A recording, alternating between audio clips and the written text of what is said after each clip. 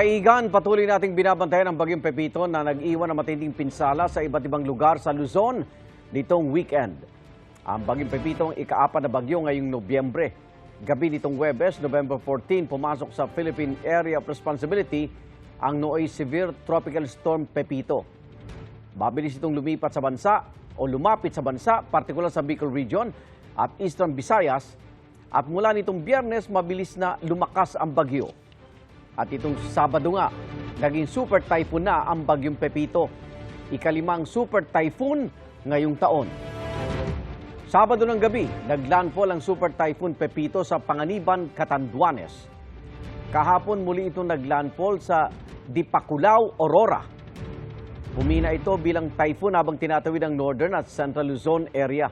At kasalukuyan tinatahak ng bagyong Pepito ngayon ang West Philippine Sea at inaasahang lalabas na ng PAR ngayong umaga o mamayang tanghali.